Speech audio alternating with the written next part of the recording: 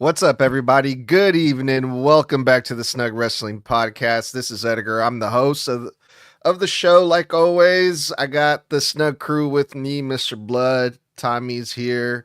Pleasure, like always, to be here with you guys to go over Friday Night SmackDown, the pre-recorded Friday Night SmackDown. Man, this whole thing with the holiday schedules is really throwing me off because just earlier, a few minutes ago during SmackDown, I'm on Twitter, I'm on Instagram, and fucking spoilers for Monday Night Raw are popping up already. So apparently there's going to be a shit ton of pre-recorded fucking episodes and because it's the holidays, but man, I hate when the schedules are all fucked up like this. But anyway, how y'all doing?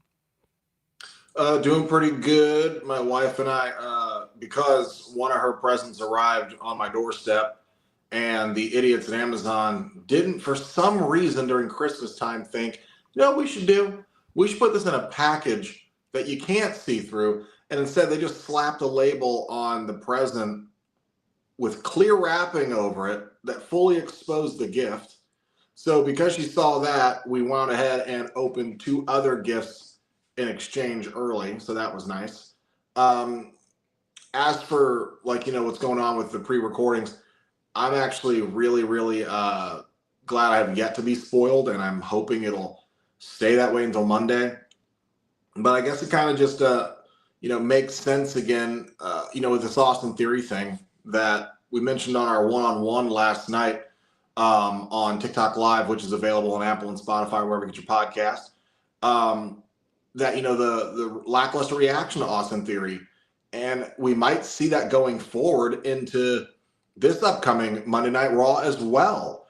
Which worries me because it's looking like they pre-taped not only this SmackDown on this previous Raw before, which is why the crowd was so dead, but now it's looking like they might have recorded SmackDown either tonight as well or sometime during the week during another show, and that makes me worry that the fans are going to continuously be exhausted and we're not going to get any fucking reactions that we need to know if Austin Theory is working or not, because this is all going to be a wait and see type of thing. So it makes me worried for a lot of these superstars on SmackDown and Raw in the next week or so of shows that might not be getting the fanfare they should be because the crowd is fucking drained after 5 hours of programming that they're in the stadium for.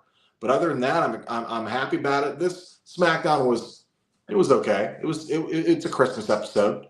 They do Christmas hijinks bullshit. But other than that, I'm fine.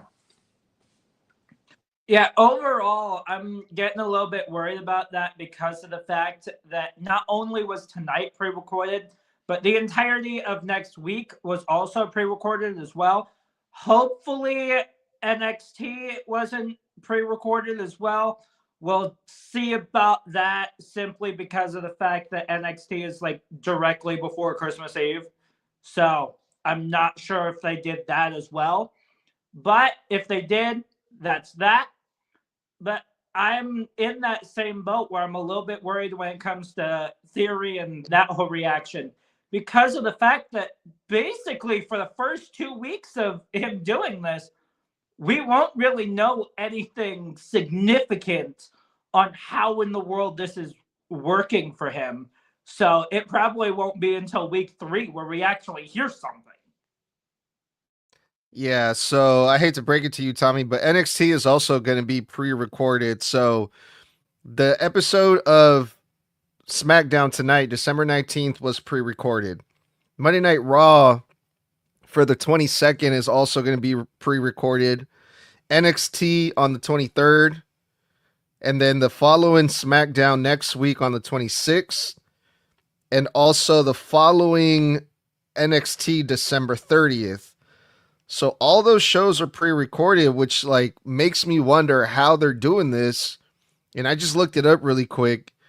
And this is according to Google. WWE pre-taped several episodes of Raw, SmackDown, and NXT around the 15th and the 17th, which was a couple days ago, to give talent time off for Christmas, meeting shows airing Christmas week, the 20th, the 22nd, the 23rd, the 26th, were filmed in advance, which we already said. So on Monday they did Raw and SmackDown. Today, I'm guessing they did the same thing. I'm guessing today they did a Raw and a SmackDown taping tonight, and those are going to air next week. I think that's what they're doing. Which, all I can say, I don't know how I feel about that. I don't like it because it leaves it open to spoilers. I mean, if you follow any WWE content at all, it's gonna reach you if you're online long enough. And on top of that, you know, it's one of those things where it's like, I get they're doing it to give the talent time off. I'm happy about that. The talent deserve the time off. But at the same time, we have a lot of people acting like, you know, certain segments on the shows this week weren't working and weren't what they thought, and they felt like they were lackluster. And now I'm like, we got to look at this through a different lens here. Like now we have to, because I listened to Busted Open Radio break down the Austin Theory segment too, and they were like, it was a lackluster reaction. It was anticlimactic. It wasn't what we thought. And I'm like, but y'all failed to mention they taped SmackDown right before it. So the fans already sat there 2 whole hours. And then by the time they got to Austin Theory, it had been another 3 hours or 2.5 hours.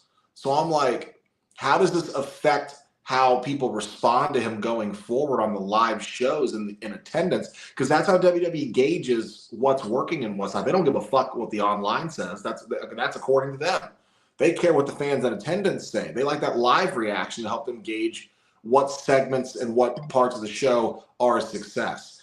And this makes me worry if this is going to immediately hinder Austin Theory's, steam going forward for the next couple of weeks, because the fans at home are going to be watching fans in attendance not react as much because they're drained, and then you're going to go online and the IWC's going to be like, oh, Austin Theory's not working. This was such a bad idea. It should have been this person and that person. Should have been Chris Jericho. Yada, yada, yada.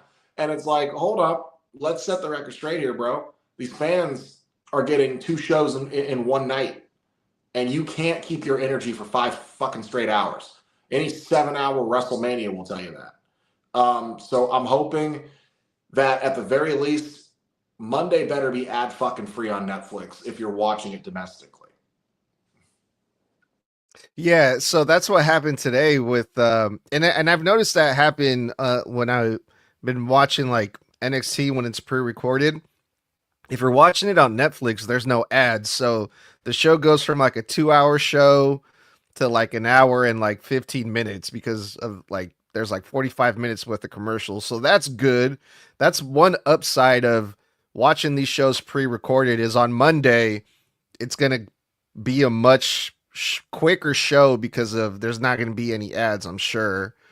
Which kind of makes me wonder, like, I wonder if they post the program on Netflix like right as soon as they record it, because I turned my computer on like right at 5:00 and the whole entire show was already on there.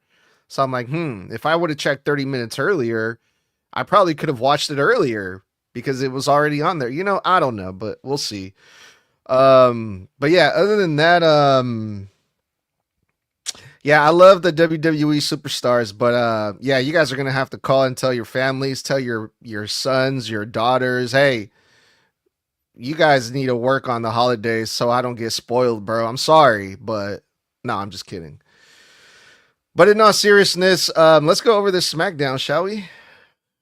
We started off with Damian Priest and Aleister Black. That story continues. Last week, Damian Priest and Rhea Ripley defeated Aleister Black and Zelina Vega in the mixed tag team match. However, Aleister Black is not done with Damian Priest, and this time they beat the crap out of each other with tables and weapons and chairs. Damian Priest went through a table after Aleister Black attacked Damian Priest from behind in the middle of the ring, which can only mean one thing. This ongoing feud is getting hotter and hotter, and there's only one way to settle this, they're going to have some type of gimmick, no DQ stipulation match. And this is how we kick things off on this episode of Friday Night SmackDown, fellas. Thoughts on this? Nothing positive. Because personally for me, I'm so fucking sick of these two feuding. It's been like how long now? 3.5 months more? I can't. It feels like forever. It feels like this has been going on for a long time, to the point where half the time, because it's honestly so uninteresting, I forget they're feuding until someone brings it up that they're feuding. I'm like, oh, that's right, I forgot Aleister Black works here. Like, you know, like, and it's not that he's not featured, he's featured. I'm so withdrawn from it now, because this feud could have ended like twice, that the constant goings on of it have just wear on my brain. At this point, I'm like, I've shut down my care center for this feud. And that's not a knock on the guys. It's just they've been booked together too long, and it's not interesting enough for me. It's not for a championship. It's not for a contendership spot. It's not for anything so important that they would need to feud this fucking long. It's not, you know, Drew McIntyre and CM Punk feuding over Punk costing him the World Heavyweight Championship at WrestleMania, you know, or someone, it's not like a blood feud to that extent where everybody is so invested in it that we've got to keep milking the money out of it. It's just not. So, and I love Damian, and I think a big reason I'm sick and tired of this feud is because I want to see Damian back in the main event scene, bro. Because I'm also sick and tired of seeing Drew and Cody go at it. I really fucking am, man. So, my thoughts on this is let this shit end. Whatever this no DQ stipulation is gonna inevitably wind up being, please let it be the blow-off match.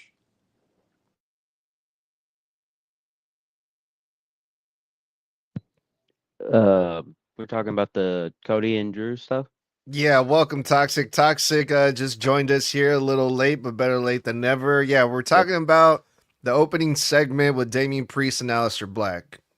Oh, yeah, I 100% agree. Whatever the no DQ stipulation is, that more than likely I could see happening at Royal Rumble or the next Saturday night's main event. It needs to end.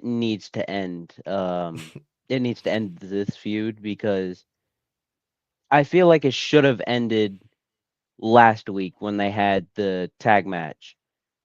I feel like it should have ended there. But if you weren't gonna have it ended there, make it a good blow off match, because I'm 100% tired of this feud, and really it's R-Truth's fault that this is even a thing. But just make it a good blow off match and get Damian back into the world title picture. Yeah, I could not agree more that this has been going on too long. But here's the biggest issue that I'm having. The only other feud that I can think of him even remotely being a part of, and him being Aleister Black, is with Dragunov for the United States title. But here's the problem with that.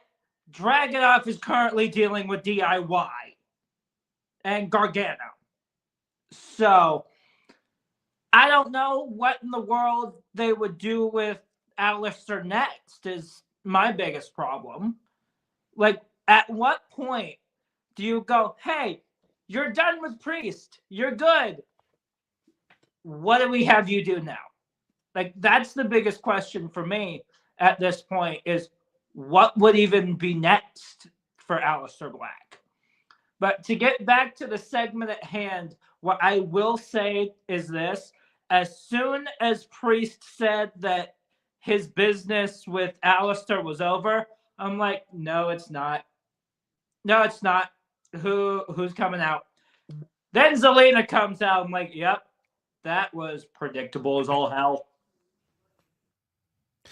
Wow, and you guys call me a hater. Man, sorry, y'all man. sound like a bunch of haters. I'm sorry. It's been an eternity. I feel like this feud's been going on since like what, August, like July, end of July. It's been like 3.5 fucking months. Like I said, it's not for a contendership spot. It's not for someone costing someone their title. It's not over a championship. It's not over disrespect of someone's woman. It's not a blood feud to the umpteenth of CM Punk and Drew McIntyre. So why are we still doing this shit? And here's the thing. They could have ended this feud 2 times already. And the biggest thing is the moment that you know you got to break glass for Rhea in case of emergency to spice things up, you know that your feud has lost steam. You just do. So, because why else would you throw her in there? Just to get people interested again. Oh, hey, it's the hot goth muscle mommy from Raw. So that's all the guys' attention. And then all the girls who absolutely adore Rhea, that's all the girls' attention. And we did that for 1 week. And then it's like, okay, now we're back to this bullshit. And I agree with Tommy where it's like, what the fuck do you do with Alistair now? Because in my opinion, Alistair is the Rusev of SmackDown.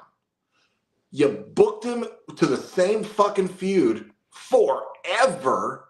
And now that Penta's out with an injury, now that he's not going after Dom for the Intercontinental Championship, Sheamus and him already did their thing. Now what the fuck do you do with Rusev? Who does he feud with in the mid-card as a babyface that would make fucking sense? You would have to force him into the main title scene, which no one wants to see. No one wants, I don't know, I can't name a lot of people who are clamoring to see Rusev go for the World Heavyweight Championship. And I can't think of a bunch of people who are like, God, let's get Aleister Black up there against Cody for the Undisputed title. Because no one cares enough about them yet. They just don't. So it's like, dude, cut the cord, repackage, or you need to fucking reshuffle the deck on your roster so we have an interesting pairing for either of those two men, or swap them brands, because I personally think Rusev fits better on SmackDown, and I think Aleister fits better on Raw because of the people involved in those divisions. I feel like they're both in the right spot on the wrong brand. Okay, well, this is what I see, and you guys tell me what you guys think about this, all right? So, you're right, Mr. Blood. This is not for a contendership. This is not for, like, any type of championship, but what this is a personal feud. And these are the types of feuds that I personally enjoy the most. And this has been heating up for a long time, right? Going back to, they had a last man standing match. Aleister Black burned his fucking face off with the fireball. They also had some some tension leading up to the last man standing match, and they were costing each other matches, and they've been attacking each other. And then they got Zelina Vega involved, and then Rhea Ripley. So it's like, it doesn't always have to be for like something. Sometimes it's okay just to have two motherfuckers hate each other and just want to beat the fuck out of each other. And this is what it is. But I do agree that the reason that this feels like it's been forever is because it cools off a lot, because it's not on TV every week. Like, it's like every other week, or sometimes it's like not even that. Sometimes it's like every 3 weeks they'll have this program on the TV. So it's kind of like you see it again and it's like, oh yeah, these guys are still feuding. Like, and then you have to go back and like remember and think about like why they're feuding. Why are they so pissed off at each other? And it's just like, but yeah, I do agree that the booking for this feud hasn't been the greatest because it's just not consistent on TV every week. So it cools it off a lot, but this is a really intense feud, and I don't completely hate it as much as you guys do, if I'm being honest. Thing is, I don't think any of us hated it when it started. But let's be honest, this feud, and you're right, I don't need it to be for a title or a contendership or any of that. I am fine with it being a personal hate feud. However, you can only get so much mileage out of that type of feud. And how long ago was the last man standing match? How long ago was the fireball incident? a while ago. So, like, I mean, how long ago did we add Zelina into this shit to ramp up Alistair's character? A while ago. And then they were like, well, this isn't working. We need something. Let's get Rhea. You know, like, and it's just like, dude, this feud would have served itself better when it started if it was a couple things to happen on SmackDown, build to a PLE. Okay, now we're not done. Let's ramp up. Let's go to the next PLE. Okay, now it's a tie. Then if we need to, let's do a blow off at Saturday night's main event or an event before that. But since this feud has started, there has been like 2 or 3 PLEs since this feud started and a Saturday night's main event on top of that. So it's like, because this has been going on since like August. So it's been a minute. It's just they drug it out too long. And the pacing, you're right. It's because it's not on TV every week. I guarantee you this feud could have been like a 6 to an 8 week feud. Instead, it's hitting like 12, 13, 14, 15 weeks because they are going, oh, fuck, we forgot to write for these guys. We'll put them on the next show. And then that's what they've been doing. So, I mean, we don't know if that's really what they're doing, but yeah. But that's what it feels like. It feels like that, yeah. Them. It feels like they're like, oh, fuck, we got too many feuds. We have too many fucking people on this roster. So we got to write for these guys this week and this week and this week. Oh, and then they're just like, oh, fuck, didn't we re-sign R-Truth? And they're like, oh, let's throw him in there once every fucking like 6 weeks. You know, like it's the same shit across the board with SmackDown. The writing is so fucking inconsistent that it's almost negligent to the stories at large.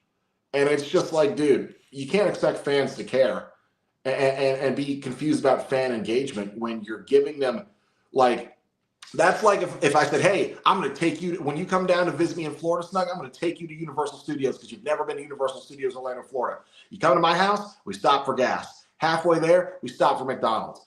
Another bit of the way there, I get gas again. Another bit of the way there, we run into Walmart. Another bit of the way there, oh shit, hey, you need anything from the drugstore? Let's get sunscreen. And then finally we fucking get there, and it's been an extra 2 hours on only a 50-minute trip. You ain't as excited to go, are you? Now you're like, when are we going home? Because fuck, I was excited 2 hours ago. But going back to your point, Tommy, I think the answer is pretty simple when it comes to this. I think Aleister Black has to win this feud with Damian Priest, and that'll eventually set up a match or a number one contendership, or at least put him in the title picture versus Ilya Dragunov. I think that's where this whole thing is leading to. It's to build up Aleister Black. All right. Moving on, the first official match that we got for Friday Night SmackDown was a women's tag team match for, to heat up the women's tag team division. The current champions, the Kabuki Warriors, are still women's tag team champions, right? Last time I checked. They defended versus, well, actually, this wasn't a title match. This was just a regular tag team match versus Lash Legend and Nia Jax. And Lash Legend and Nia Jax pinned and defeated the women's tag team champions. So I'm sure they're up next for a title match. But after the match, Charlotte and Alexa Bliss ran out to attack Nia and Lash Legend. And this, again, seems to be leading to some type of triple threat match because Alexa and Charlotte are the former champions. I don't think they ever got their rematch. But now Lash Legend and Nia just defeated the current women's tag team champions. So technically, both of those teams are deserving of a title shot. I honestly see this. The match itself, fine. It's fine. I mean, I don't know what the fuck Lash Legend and Nia were wearing. It was very Christmas elf adjacent. But when it comes down to it, I see this honestly being a fatal four-way tag match because of what the Kabuki Warriors did to Rhea and Io on Raw. And I genuinely feel it's building up to a fatal four-way. And I'm wondering if they're going to put that on, well, no, they can't. Is there a tag match already made for January 5th? Yes. There is a tag title match. Okay. Yes. I can see this potentially maybe slow building to a fatal 4-way tag match at the Royal Rumble, or at the Saturday night's main event in January, which I believe is before Rumble. I want to say Rumble's the very end of the month. But I'm not tired of this stuff yet, because though we keep getting a lot of the same singles matches that we've seen since Midsummer in some form or fashion, I like seeing that all the women have something to do. I like seeing that Lash Legend is being built and kept strong with Nia. I like that we're presenting these women in a serious way, because it really like breaks my heart to say that when I look over at the women's U.S. title division, I go, what the fuck are you doing? And I'm like, why can't y'all book that like this division, where it's cross brand and everybody's invested, and there's so many teams that could cross each other. You even got Lyra and Bailey in there. So honestly, if you wanted to, this could turn into a fatal fucking 5-way of some kind. Like, there could be a crazy way they do this. It may be something never done before. Bring up a tag team from NXT, make it a fucking 6-way tag team turmoil match for the championship. But I genuinely believe that this has all got to come to a head somewhere at some point. I don't know if Kabuki Warriors are retaining on the 5th of January Raw. I'll have more of an idea of where this is going based on who retains. But I genuinely think we can all agree this is culminating in a multi-team tag title match. And I'm here for it so far. But ultimately, I think the best thing about this match is that Lash Legend got to showcase herself, which I think is important. Because out of all of these teams, Lash is the newbie on the scene, and she needs as much spotlight as she can get to shine next to all these former fucking world champions. Real quick thing to add on to what Blood said. If you wanted to make this a massive women's tag match, throw Liv and Roxanne in there, because they're also in the picture. And then if you didn't already say this, throw Lyra and Bailey in there in that match. So it's like an 8-way match, 7-way, 6.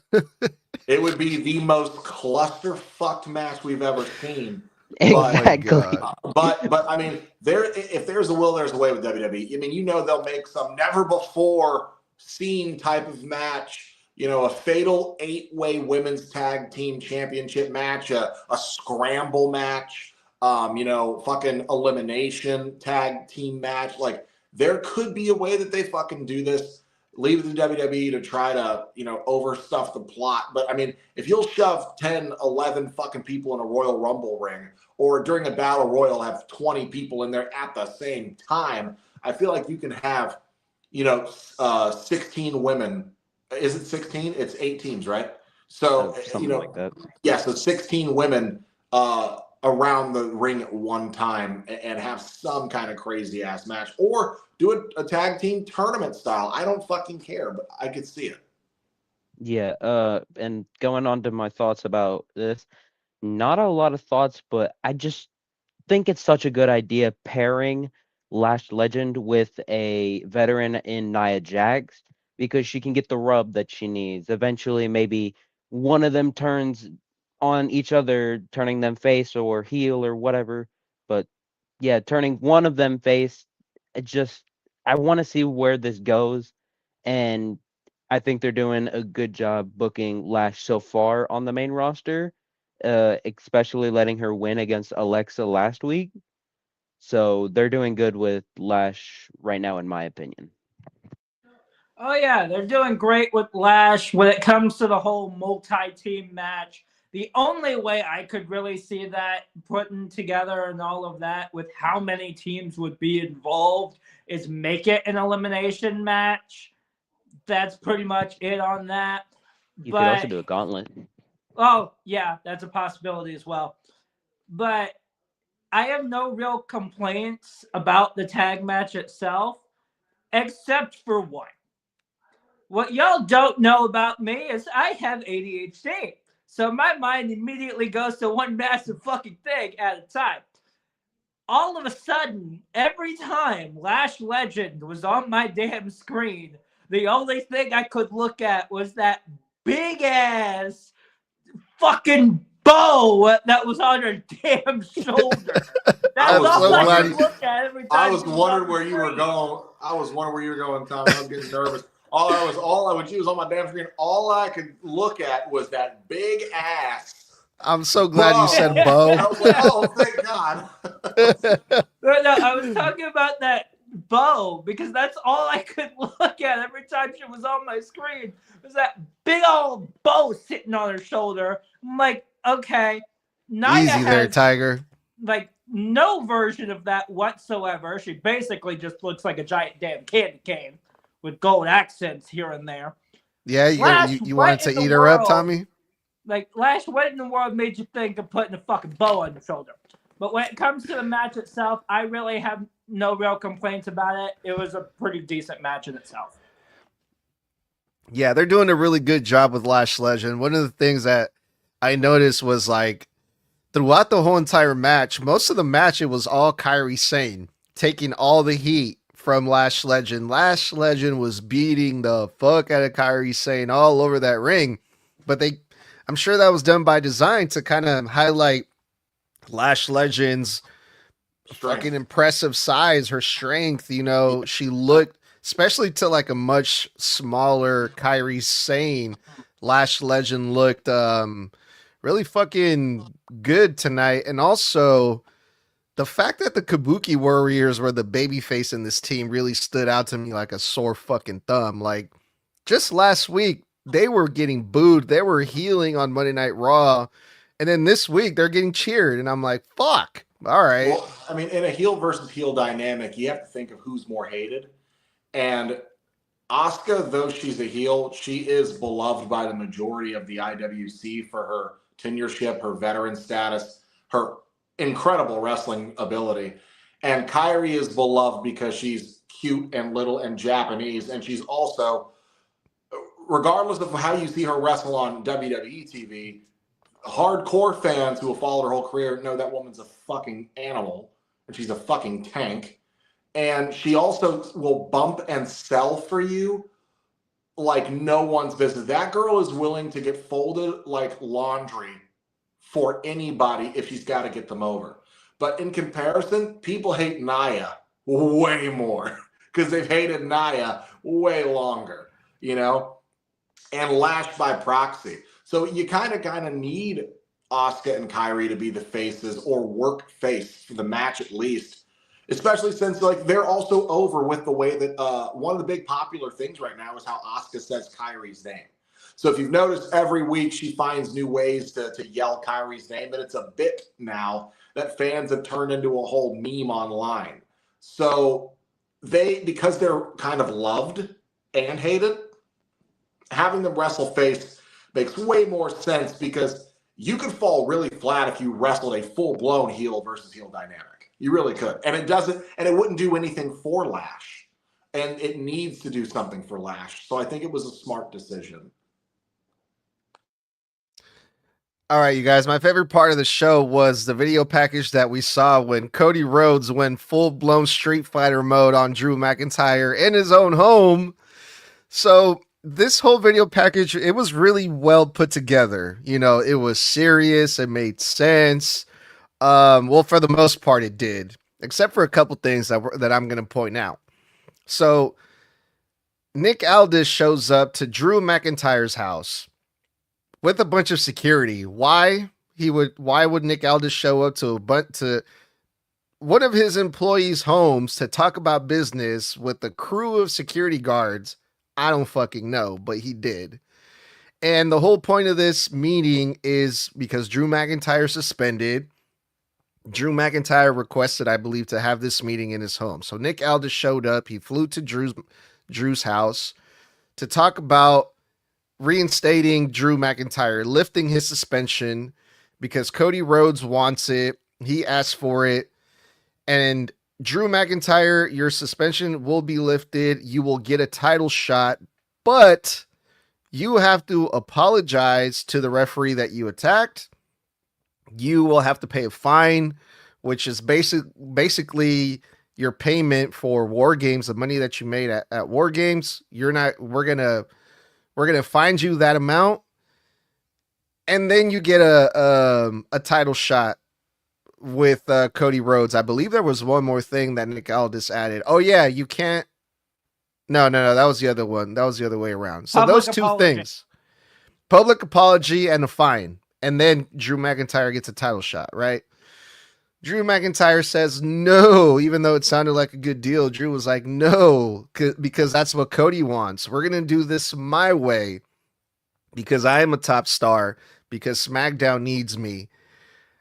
I will get to pick the stipulation for the match, and Cody Rhodes cannot touch me. He cannot attack me. He can't put his hands on me until the match. And if he does, then Cody will get his title confiscated. Deal? Deal. Okay, the deal was made.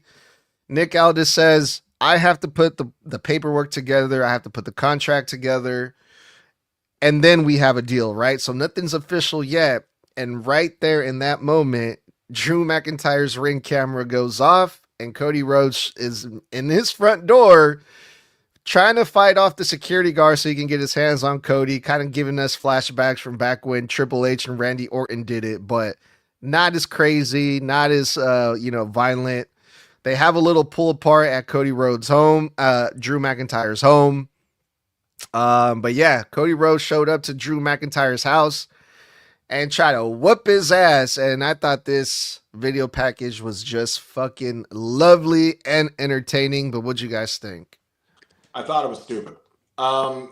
So when it came down to it, I understand, like Nick Aldis showing up to an employee's house with security. I understand him doing that because Drew's a loose cannon and he doesn't want Drew to attack him on his property. So he's bringing his own protection just in case Drew goes off the rail and doesn't like the way the meeting goes in his favor.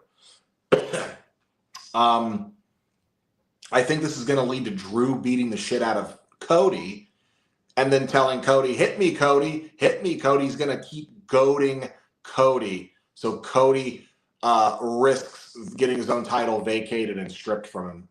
So I think we're going to get that where Drew is going to torment Cody to the point where Cody almost does it. But I think that I don't know if it's going to lead to Drew beating the shit out of Cody and Cody has to take it and not defend himself. But when it comes down to it, I thought it was dumb. When Cody showed up, first off, we get a shot of outside shot and partial shots of McIntyre's house. Really nice house. And he lives on a golf course. But on top of that, I thought Cody just jumping him because he doesn't trust Nick to handle it was stupid and out of Cody's, kind of out of character for Cody in a sense. Like, why are you stalking the guy to his house to beat him up on his property knowing you'd get arrested? Like, you have two children and a wife, and you're the champion and the face of the company, but you're acting like the way the face of the company shouldn't act and putting yourself at risk, when you have a family, to get arrested. And, like it just doesn't make sense from a babyface perspective. It's not like when Triple H broke into Randy's home, and everything back in the day. Randy DDT'd his wife. He was kicking his father and brother-in-law in the freaking head like that. Yeah, I'm going to come beat your ass on your own front lawn. This was just between him and Cody. So it doesn't make sense. And then I thought it was really dumb when they were wrestling around with the fucking security guards. And for some reason, the screen kept showing the footage is doing this really cheesy interference breakup because they're taking hits. But the camera guy wasn't even getting hit. Cody tackles Drew near the fucking car 4 feet away and the camera glitches out. You didn't even touch the camera guy. And then it happened again and they didn't touch the camera guy at all. The camera guy never gets fucking hit when either of those two things happen. And then it took two police officers, I think they were cops or security, and they're holding Drew on the ground. Only two of them have yanked him down. But we have seen Drew in WWE fight off 8 guys at once who couldn't hold him to the floor, and he beat the fuck out of everybody around him and still fucking got his hands on people. but only two of the smallest cops I've ever fucking seen held down a 280 fucking pound Scotsman who's 6'6". But in the ring, 8 guys can go at Drew and he can bust through all of them. I just thought it was stupid. It was like, it doesn't follow regular WWE logic, their own logic. They went against their own logic. And I was like, I mean, fine, let's have the match, cool, whatever. But just so much of this was dumb. It was cheesy. It was corny. It didn't make sense. Yeah, I'm the opposite way. I did think that, the obvious parts, like the logical parts, like why Cody showed up in the first place that part was stupid, and the camera situation was also stupid, but I just thought it was funny. I mean, just imagine this. You're sitting in your dining room, looking out the window, cup of coffee in your hand, and you see Cody Rhodes and Drew McIntyre fighting. I can just imagine. Anyways, but yeah, I thought that this was perfect. I thought that it's the perfect way. If you want to turn Cody heel, which I finally see them doing now, if you want to turn Cody heel, this is the way to do it. But I don't think that we make it to the match. I think Cody accidentally hits McIntyre without realizing it, and he gets the title stripped. I could see that happening. So I'm excited to see where this goes. If it goes to the match, I could see Drew winning, but I could see Cody winning also. I'll probably talk about that when we get to that point, but nowhere near that. I have one more quick point, Tommy. I'm so sorry. I forgot to mention this.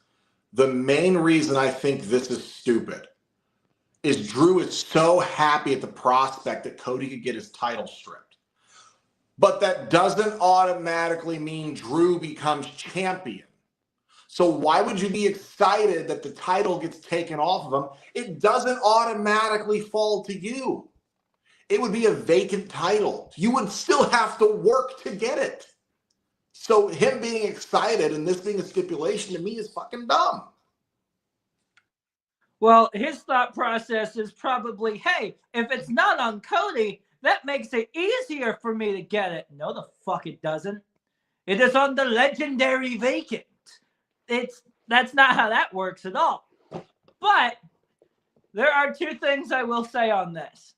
In the original video that they posted this entire thing a few days ago, that video interference wasn't fucking there at all. I watched the original video that they posted, and they put that video interference in for SmackDown because it wasn't there when they originally posted it.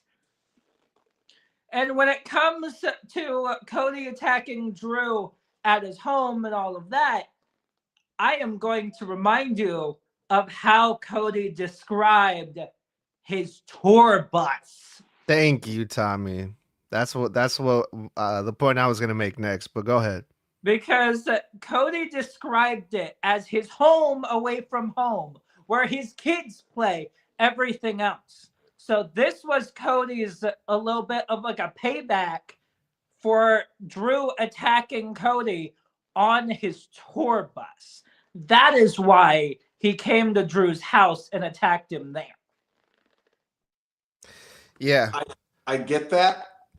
But at the same time, there's a massive difference between, hey, this bus that you basically rent and have a driver that drives it for you, that we've plastered posters on for WWE that you don't even own. You rent this fucking bus where your kids stay, versus me violating a shit ton of laws by trespassing on your property and then trying to cause a physical altercation, bodily harm on your actual property aren't exactly equal. Oh, come on, Blood. You know these WWE superstars don't probably hardly ever see their homes. Cody Rhodes spends more time on that bus with his family than in his own home. I'm willing to bet that. But I guarantee it, he would be in more trouble for jumping Drew on his actual real property than Drew would be for going on his bus. I don't know, man, but the only, I mean, besides Nick Aldis showing up to Drew McIntyre with the crew full of security guards, the timing of this was pretty weird too, because like, what are the chances of, you know, some motherfucker showing up to my house to fight me at the same time that our boss just so happens to be at my house at the same time, and then Cody Rhodes shows up, kind of make Nick Aldis look like an asshole, I thought. That's kind of why I thought it was dumb too. I'm like, that's just too coincidental. It's too dopey. I'm sorry. Of all the hours in the day and all the days in the week, you happen to be here at the exact same time, right as I closed this deal with McIntyre. You perfectly timed getting on his property the moment that he was happy with the agreement. Are you fucking serious? I'm just like, it's so stupid. It's like, come on. Or Nick Aldis is really an asshole. Or Nick, try to set Drew McIntyre. Unless Nick actually did set him up, how would Cody still know to run on his property and set off the alarm at the exact moment their conversation concluded? They're in cahoots. Drew McIntyre and Nick Aldis are in cahoots. And how would Cody know where Drew lives? They've been enemies this whole time. So, like, come on. Yeah, Cody, who did you bribe in HR to get Drew McIntyre's office? That's what I want to know. Called up talent relations. Yeah, I need the guy I've been blood feuding with for 4 months on TV that we viciously and I need his contact info. I need his address. What are you going to do with that address? Research purposes. Like, yeah, I'm gonna commit a couple of felonies. Some hey, assault. You know, like I'm just going around and asking for people's addresses. I'm just trying to send out some Christmas cards. Yeah. Does anyone know Drew McIntyre's address? I want to send him a Christmas card. I was going to show up and do some caroling at his front door. Like, yeah. Come on. Like, you know, it's just to me because I can only suspend my disbelief so far. So much of it just came across stupid to me. That's funny because you seem to have no problem suspending your disbelief for Sol Ruka's stupid move. But anyway, let's move on. Let's go with someone who we hardly ever see on TV. Julia had a wrestling match versus Alba Fire, and Julia wants to get her women's U.S. title back from Chelsea Green. So Chelsea Green put her minion Alba Fire in the crossfire. No pun intended. If you want to get a title shot, then you have to beat my minion first, which Julia did. And this match was actually pretty good for what it was. It was a short match. Julia got the win over Alba Fire, and she's one step closer to the Women's United States Champion Chelsea Green. Yeah, I know I'm going to sound like such a dick this episode. I can't be brought to care. Like honestly, like it's a Christmas edition episode, so nothing of really any integral note ever happens on these fucking things. Like I'm just surprised we didn't have Big Show show up dressed as Santa Claus again. You know, like I mean, it's a match with Julia, whom was called up the same fucking time Stephanie Care was, and they looked at both of them and said, nah, this action figure. Like, you know, like, and they just threw Julia in the fucking back of catering, and they're like, oh, wait, we got a story with you, don't we? Hey, get out there. Get out there. You got a match. Oh, I'm glad I flew halfway across the country from my home. How long's the match? 2.5 minutes. Awesome. Yeah, thanks. So it's just like this poor girl is so talented and could be such a major fucking player in the main women's title scene on SmackDown. And they've got her fucking around with Chelsea Green, whom is also amazing. But Chelsea Green is relegated to a comedy wrestler at this point and a utility player. And she is, because if you see she's a double champion. Yes, but that doesn't mean she's not a comedy wrestler. I mean, for fuck's sake, you want to go down that route, brother? R-Truth was the 24/7 champion for hundreds of days. So, 51 times, by the way. 51 times. So, like, when it, John Cena record-breaking record who? So when it comes down to it, it's like, in that logic, Julia was supposed to be a massive deal. They brought her up and had her aligned with Stephanie when they debuted on the main roster for like 2 weeks. And they said, nah, we don't want to do this. And then they separated them, put one on SmackDown, one on Raw. And they've had Julia be fodder or a champion that they don't book since then. And now that she's not a champion, they still got her feuding with Chelsea Green. Like, how many women are in this United States Championship division? Like, fucking 3 at this point? Like, who all is in this actual division? Like, it feels like it's just these 2. And then Jada Parker's there. Sol Ruka's getting a shot. Yeah, thank God. Other people, because these 2 have been back and forth with this championship since Julia took it off of Zelina Vega. At this point, I want y'all to remember, you want to know just how little has happened with this division? Zelina Vega won that fucking title the week after WrestleMania in April. And Julia and Chelsea Green have been involved with this title for the last near 8 months. Do something else. I don't give a shit anymore. Chelsea Green's back must be hurting for carrying the AAA division, NXT, and the main roster division. Just saying. She's doing a lot more for that title than anyone has in a long time. I 100% agree. They never should have taken it off of her just to give Zelina the fucking rub because Aleister came back the same fucking night. But in the 8 months that she's won that title and Aleister returned, they ain't done shit with either of them worth any fucking note. Just a real quick correction, Blood. That it wasn't Stephanie that was paired with Julia, it was Roxanne. Roxanne was paired with Julia for a while. Stephanie and her were no. Oh, you're right. No, it was Roxanne. Stephanie and Julia were paired before Julia turned heel. You're right. You're right. You would have to watch NXT to know, which I know you don't really do. Anyways, I completely lost my train of thought, but I just want to say that I think putting Chelsea and Ethan Page together as the mixed tag team champions for Triple H is such a good idea. Such an amazing idea, actually. Whoever came up with that idea, I want them to have a raise. Like, get a raise. But yeah, this division is just way too boring. They need to do something with it. I mean, this is basically what was happening with the women's tag team division. It was boring. No one gave a shit about it.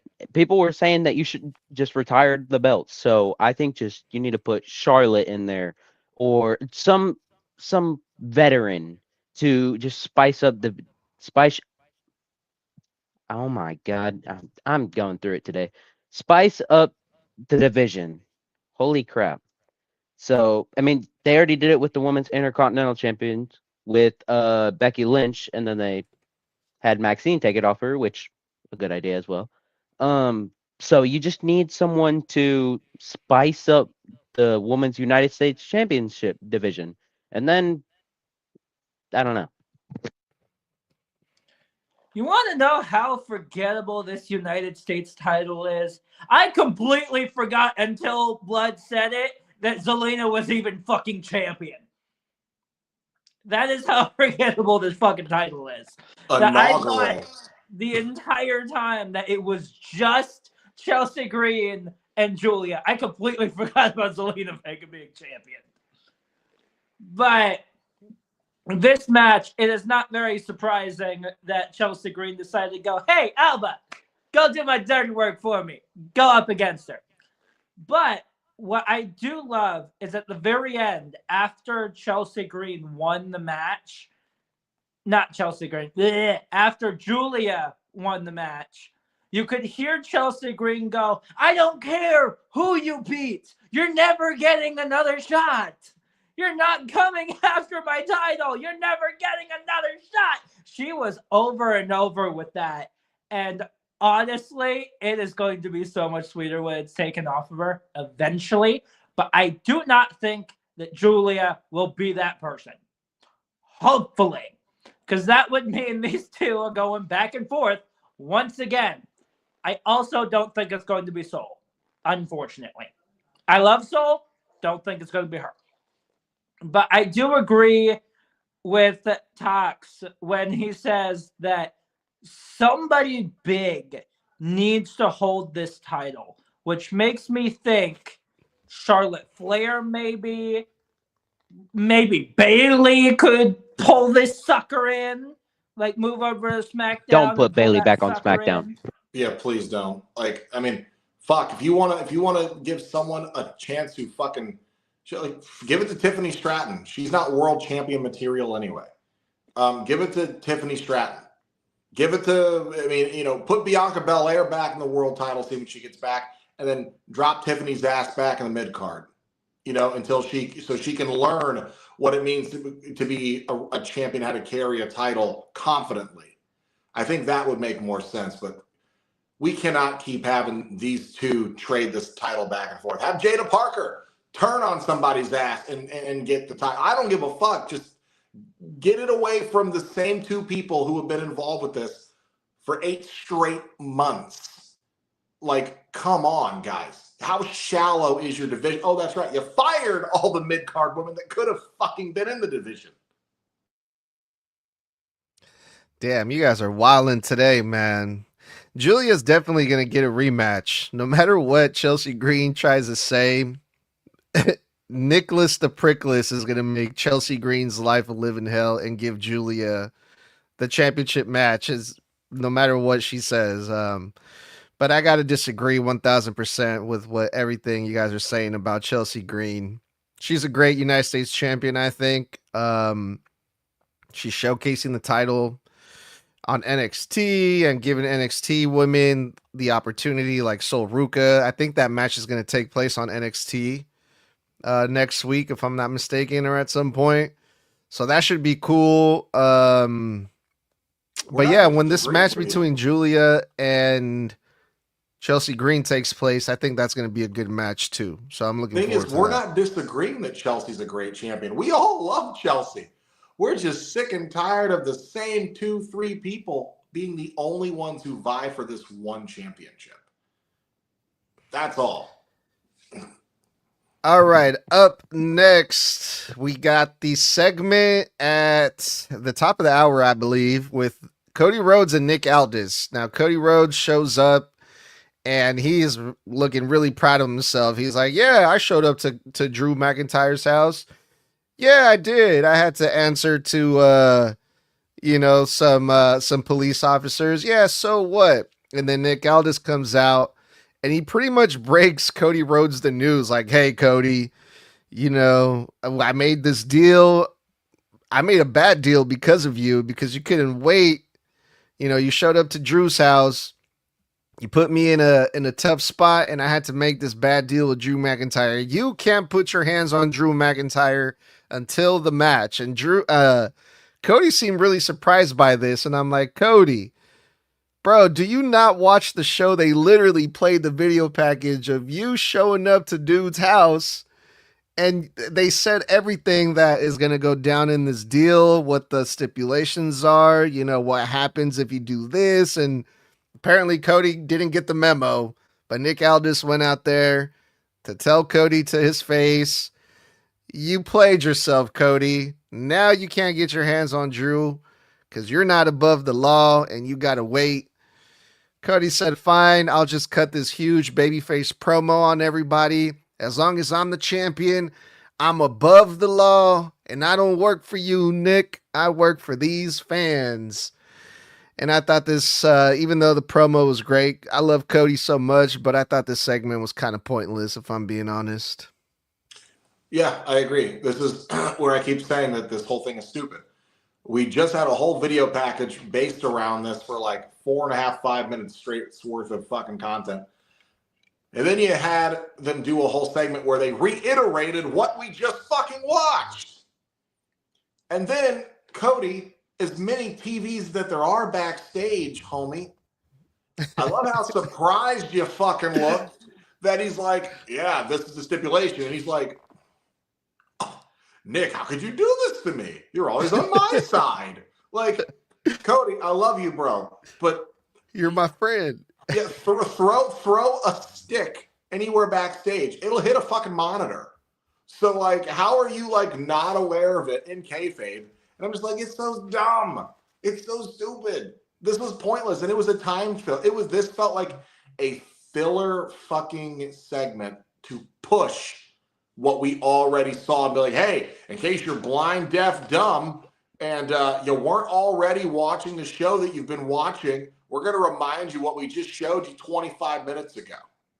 Like, you know, it's like, okay, sure. Thank you. My intelligence thoroughly insulted. Fantastic. No thoughts about this. I agree with Snug that this feels entirely pointless, other than just for Nick just to tell Cody what the stipulation was. But the only thought I did have that I wasn't able to get out when we were talking about the video package originally is whenever y'all were starting to talk about like Cody's tour bus, that reminded me of a clip I saw of, I don't know when it was. I'm pretty sure it was this SmackDown, but whenever it was, because this SmackDown was pre-taped, but I don't know. But Cody was in the ring and Solo's music hit, and he's like, Cody, no one wants to hear you talk. Can you move your big ass butt so I can go home and see my family? I just thought that was funny and just had to point that out. I don't know why, but I mean, that's how pointless this segment was. I mean, just I'm thinking about random shit now. This entire segment was filler, and it comes down to a single one-liner. And that's about it. The whole thing was literally just Nick Aldis saying, hey, don't touch him or else I'm forced to strip you. And what is that one-liner? I am the law. That's it. This one segment could have been a fucking email. Plain and simple. No. That's really about it. That's really my only thoughts on it. Is that this sucker could have been an email. That's how pointless this thing was. Well, Cody Rhodes can't hit his whoa in an email, so yeah, he had to go out there. All right. We had a really interesting tag team match after this. Carmelo Hayes teamed up with Ilya Dragunov versus the DIY. Carmelo Hayes has been getting over, and he's super babyface now, and the people love him. The people are popping for him. Carmelo Hayes got the hot tag in this tag team match. The place, he got a nice little pop. I'm not going to say the place exploded because for the most part, they were pretty dead. But Carmelo Hayes got the hot tag. He fired up. He did the comeback. And not only that, Carmelo Hayes got the pin in this match for his team. Ilya Dragunov, Carmelo Hayes look really good. I'm really glad. I'm really happy to see that they're putting some attention on Melo because he's really good. It's been a long time coming. I mean, they had a lot of high hopes for him when he first came in. First round draft pick, you know, and it looks like it's finally paying off now. I've said this before and I'll say it again. First round draft pick, and people keep forgetting that on his debut of the draft evening, he had a main event fucking match against Cody Rhodes when Cody was in his first win and run in the very beginning of it as the WWE Undisputed Champion. Let that sink in that is how his main roster run started. And then what would then continue into, I believe, a best of 7 series with Andrade, which was great, where they were getting consistent reactions every week. Fans were into it. And then all of a sudden, fucking a whole lot of losing. It's been a year and a half since this man has actually had a worthwhile push and any decent fanfare from the writers' room. It took too fucking long, guys. You can't be surprised that fans are screaming about building new stars and booking the younger guys and pushing younger talent, when you do shit like this with Carmelo's career and a year and 8 months removed from his original call up, you finally are giving him the babyface push, the fanfare, and the wins that he deserved. Because now you're ready. Because God forbid someone be organic with the crowd and get over on their own. You got to make everybody believe it was your idea. Watching WWE Unreal Season 2 that comes out, they're going to be like, hey, we're going to strap the rock on your back, kid. Just be patient with us. Like, you know, like, aside from the bullshit booking of Carmelo's last year and 8 months of his career that he definitely deserves so much better for, because, man, he was on fire coming out of NXT and they just fucking turned the hose on him. And I don't mean that because he's black, but I think he's Spanish, but he might be black. Anyway, point is, so that reference for hosing him didn't sit right. I am half black for those listening and who can't see the melanin in my skin. But when it comes down to it, I'm calling this man. I'm sorry. Go on. Fucking corpsing over here. Oh my God. I'm half black. It's okay. I can say he was hosed. But when it comes down to it, I would say this is easily match of the night. This tag match was absolutely match of the night. I continue to be always just enthralled with Ilya. And I love that him and Carmelo tag together because holy shit, these guys work great together. This was an awesome match. Great ending. Crowd was into it. Nothing but net looked fantastic. 1, 2, 3, Carmelo gets the pin as he should. Because why does Ilya need it? He's already a champion. Let Carmelo get the pin. I thought it was great. And it was good booking. I think it was the best bit of business the entire night. Before I get into my actual point, I just want to point out that thanks to Joe Desator, I finally figured this out, that all 4 of these men in the match, so Carmelo Hayes, Ilya Dragunov, and both members of DIY, are all former NXT champions. And that's crazy just to see where they are now, even though that, I mean, Carmelo's had shit so far on the main roster. But I like how Melo's main roster run has gone so far. I mean, he faced Cody his first night here. He faced Cody his first night on SmackDown, and then he had the best of 7 with Andrade, triple threat with Andrade and LA Knight. He had I don't know where he went. And then he had a few matches with Sammy, a few matches with Jimmy, which those did something for him. And then I don't exactly know where we went after that. And then they gave him the Andre the Giant Battle Royal, whatever it is. So I think that they need to like finally give him that push and let him take it off of Ilya. I mean, hot take, I think that they need to have Carmelo Hayes beat Ilya Dragunov for the United States Championship. I like that. I like that a lot. You know, there is one thing that I've been thinking this entire time as you guys were talking, especially when it comes to Carmelo Hayes' career as of current stuff with WWE, at least in this run. His career aligns pretty well with one other, LA Knight, where they were pushing him like all hell, and then all of a sudden, drop. That's pretty much how both of these men's careers has gone, where they're pushing at them like crazy, and then all of a sudden put them both into a fucking ditch. Like even Knight was in the world title scene for a bit before they shoved him right back down in the mid card. So there is that. But when it comes to the match itself, I completely agree. 100%. This shit was match of the night. And I love the fact that Carmelo Hayes got the pin right after a Torpedo Moscow as well. So took that sucker out real quick. All right, child. The main event was another tag team match. A lot of fucking tag team matches tonight. I think the only singles match was Julia versus Alba Fire. The other three were all tag team matches, if I'm not mistaken. But it was for the WWE Tag Team Champions, the Wyatt Six versus the MFTs. And it was Dexter Loomis and good old, what the fuck is his name? Someone remind me of the other guy's name. Joe Gacy?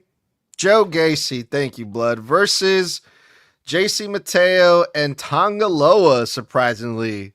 I'm like, wow, talk about, I mean, this is for the tag team titles. I thought you would get your best wrestlers in there, but hey. And yeah, they the match was actually pretty good. I got to be honest. It was intense. The pacing was good. Tongaloa didn't fuck anything up. He didn't botch as far as I can remember. But the match ended in a no contest or some type of DQ because both factions were ringside, and it was only a matter of time before all hell broke loose. And even the pull apart that they had was pretty enjoyable, except for Talatanga trying to go for a cross body. Don't ever do that again, Talatanga. You're 7 feet fucking tall. You cannot do a cross body to save your life. I'm sorry. That was terrible. But other than that, man, there was a lot of intensity in this main event, even during the match and the aftermath of the match too. I thought the main event was pretty great as far it's except for the part that we didn't get a definitive winner. But other than that, I thought it was pretty good. It was all right. I'd say it's one of JC Mateo's better showings. Not like they give this man fucking almost anything to actually do on this fucking program. I mean, it's night and day, man. You watch JC Mateo on Friday Night SmackDown, and then you go watch him as Jeff Cobb everywhere else. And it's like looking at a completely different human being wrestle. Tongaloa, I mean, this match gets 5 stars from me because he didn't botch anything and he didn't break anything on his body. It gets 5 stars because there was no banana peel to not slip on in the ring. You know, like Joe Gacy, Dexter Loomis, great job. You know, they're very dependable, very competent wrestlers. The no contest finish, kind of a stupid way to send the people home for Christmas, the SmackDown Christmas episode. But, you know, is what it is. Again, you know, I'm pardon me, man, but I am regurgitating this throughout this episode, and I apologize to the fans listening, but it again, a feud that just won't fucking end. This feud has gone on for a while. It's been interesting at points, but I've worn out my buzz on the Wyatt Six a long time ago. And I have been saying this forever, that the bloodline and any adjacent remnant of that should have ended at War Games last year. I don't even think they should have had the blow-off match between Solo and Roman on the 5th of January this year. I think it should have just ended at War Games last year. Done, over, everybody disbands. Every time I see Solo with this new crew, it's like beating a dead horse. They're more serious, thank God, that's great. But, homie, damage has been done for Check's Notes about 1.5 years now. I can't, no matter how hard I try, I can't unsee shuck and jive Solo. I can't see uncoordinated botch-a-mania fucking Tongaloa. I can't unsee slightly more coordinated Great Khali and Talatanga. And I can't see fucking watered down Jeff Cobb as JC Mateo not getting to wrestle the real way he actually fucking wrestles and be impressed. And the only person out of the whole group I'm genuinely like, that guy can fucking go, is Tamatanga. So, and it's like, come on, it's hard to care at this point. The stop-start stuff for the Wyatt Six, some due to injury, some due to just not having anything creatively for them. And the bullshit they've had this version of the Bloodline go through for a year and a half has just made me go, I don't have any fanfare for either team anymore. I just don't. I really don't. Yeah, I have major issues with obviously the MFTs, and it's sad to say it, but the Wyatts too. I mean, I'll start with the Wyatts. I mean, they were amazing around Money in the Bank. What was it, last year? Like whenever they first got introduced? Amazing, amazing idea. It's been almost 2 years ago now. Really? I thought it was around Money in the Bank last year. When they debuted, man. That's what I was saying. Almost, Stop and start, bro. The QR code shit was 2023. Holy. Anyways, but like I'm talking about when they first got introduced, like when we first saw them on TV, like in there, in person. They were amazing. I was interested. I mean, hell, I didn't even have a way to watch Raw back then, and I just had to go back and see like what happened because it was so interesting. But now it's just a stale nostalgia act. I mean, just I'm tired of it. I mean, they need something like they need to have someone like they could do like an entire storyline. Some like the entire thing is just a curse from Uncle Howdy and someone break free of it. I mean, like they could do Rowan breaking free of the curse of Uncle Howdy or something like that. Just we need something. We need someone to split away from all of it or just I don't know. And then obviously the MFTs. Oh, holy crap, that is just watered down bloodline. You have I'm not even gonna get into it. But the only one person in there that is actually doing something is Tama Tonga, and Tama Tonga is doing something by doing nothing. I mean, I see him going into the United States title picture because he was in the background of the Ilya and Carmelo segment in the back, so I could see him going there. But my main issue with MFTs is Solo. Why can't we just get NXT Solo back? I mean, that Solo was just badass. I would just love. I'd like to correct myself. They debuted June 17th last year, but it feels like it's been the year before. It feels like it does, but I just imagine who debuted it last year? The Wyatts. Oh yeah, I made a shirt about it. We have a Wyatt 6 with that date. Go check it out. Plug. Anyways, I just feel like NXT Solo on the main roster would do wonders for Solo. Like I said to myself whenever Solo was going against Gunther, it's sad to say it. I mean, this is what I said. It's sad to say it, but I see Solo being world champion one day. I actually believe that Solo has the potential if they just bring back that badass side of Solo. Yeah, the Solo that we saw against Gunther, we said it during that review of that show. The Solo we saw against Gunther was the Solo that Roman Reigns was afraid of at the height of the bloodline. That's the Solo they should have kept. The Solo that fucking essentially just jobbed John Cena out on a PLE. Like, I mean, come on. We said this before. This Solo Sikoa beat John Cena clean, but somehow couldn't buy a fucking win as the U.S. champion. Yeah, that shit makes no sense. We need NXT Solo back, plain and simple. But I have problems with the Wyatt Six and how they're being used. Here's the biggest problem. You've got Howdy doing his thing with Solo. Okay, great. You've got the whole tag team title run. All right, awesome. Eric Rowan and Nikki Cross. What the fuck are you doing with those two? Especially with Nikki. Literally, all she's there for is to be thrown around by Eric Rowan. That's it. That kind of feels like all she's there for is to be a human fucking cannonball. And that's about it.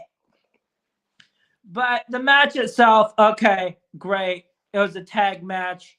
Interference, of course. That's the MFT standout all the damn time. But here's my problem. How this show ended?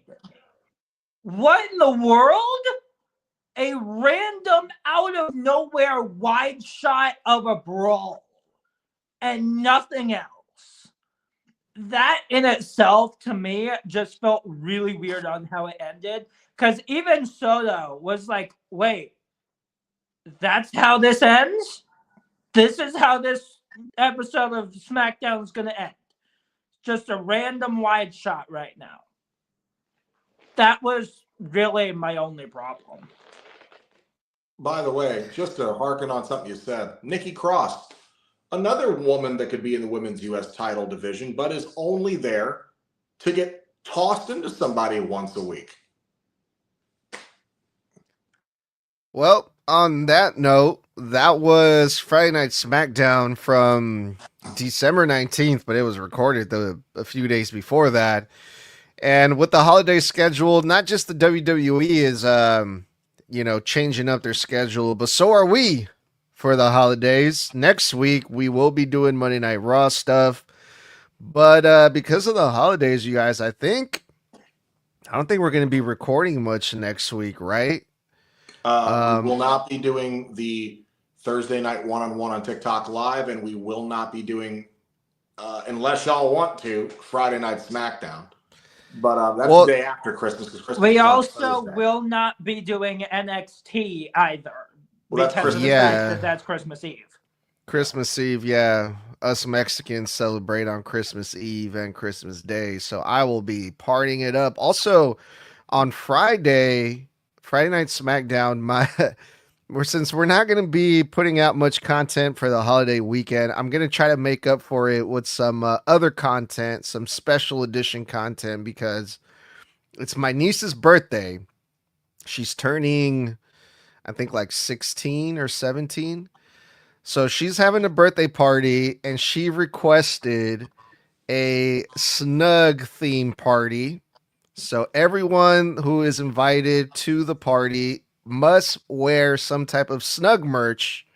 This was by her request. So I'm going to be posting a whole bunch of stuff on our social from the party of everyone wearing their own Snug merchandise and stuff like that, to kind of make up for the lack of content this week. So that should be really fun. No Friday Night SmackDown. We should all text you a specialized birthday message to your niece wearing our Snug merch, and you can show her like a birthday message from all of us from the Snug Crew. That'd be cool. Yeah, she would love that, I'm sure. Yeah, she's always been a huge supporter of us, since I can remember. I think like the very first shirt that I made, I gave it to her, and she was really happy about that. So yeah, if you guys could do that, that'd be great. But yeah, other than that, let's get up out of here. Well, guys, thanks for kicking it with us. As always, that's going to wrap up this episode of Snug Wrestling. That was the Friday SmackDown December 19th edition show review. If you love our live content, join us every Monday and Friday after Raw and SmackDown go off the air respectively for live post-show reviews. And for bonus content, we do reactionary content during the actual shows, segment to segment to segment, for you to enjoy our actual reactions or Snug's actual reactions during the actual broadcast. Then you can kick it with us every Thursday night outside of holiday seasons, that is, at 9 p.m. Eastern, 6 p.m. Pacific on TikTok Live, where myself, Mr. Blood, and that handsome Mexican over there, Edgar, do our one-on-ones where we answer random wrestling topics or specific wrestling topics for up to an hour and answer your fan questions live. Then support the Snug Wrestling Podcast. As we have just discussed, we have merch. In fact, we've got nearly 100 fucking designs for you guys to choose from on our TeePublic Snug Wrestling fucking website. 100 motherfucking designs. And there are so many, from CM Punk merch to John Cena stuff to adjacent Uso stuff. Tons of shit for you to get involved. And it's not just shirts. It's on bags, wall art, that tapestry directly behind Edgar's head. It's on hats. It's on fucking phone cases. It's on stickers and magnets, which we sell a shit ton of, by the way. Didn't know that many people like stickers, but they love fucking stickers. And if that's your thing, get some stickers. But other than that, guys, thank you for joining us. Those links for our merch are in all of our actual social media description links, including the ones in this episode you're watching it on right now. So until next time, stay safe, stay savage, and stay snug. And for those who aren't joining us for Monday night, happy or Merry fucking Christmas, Kwanzaa, Hanukkah, or whatever else you celebrate in this Yule time of year. So that was one time for the one-time boys. I said that was 4 letters. 4 letters. 1 word. 1 word. Oh. Merry Christmas.